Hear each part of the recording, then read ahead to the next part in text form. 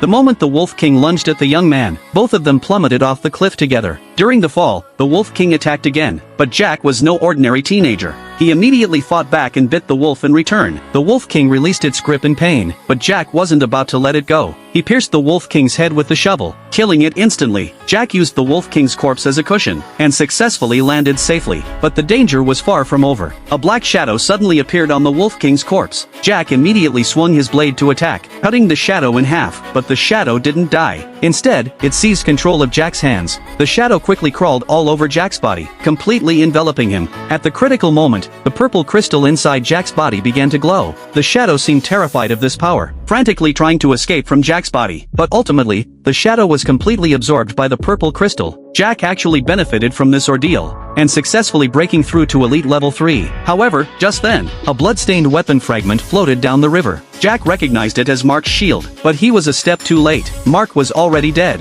Looking at Mark's corpse, Jack remembered what Mark had said to him a few days ago. 有安在，这只畜生伤不着你。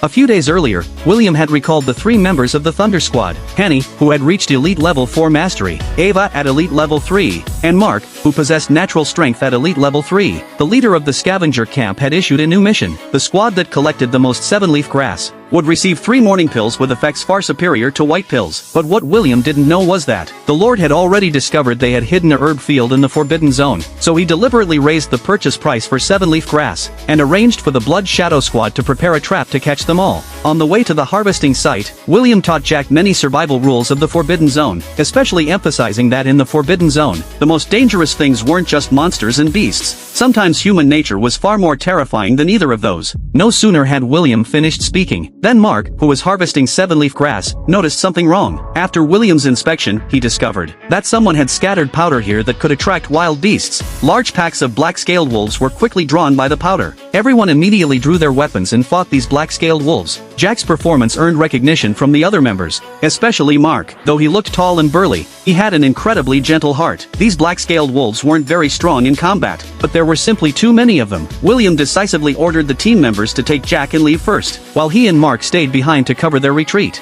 After William and Mark broke through the wolf pack's encirclement, they found themselves surrounded by the Blood Shadow Squad. Because of their recent battle with the black-scaled wolves, William and Mark had already exhausted their white pills. William had Elite Level 6 cultivation, so the corruption within the Forbidden Zone hadn't affected him too severely yet, but Mark had absorbed corruption power that exceeded his body's tolerance limit. 别来无恙了，累赘。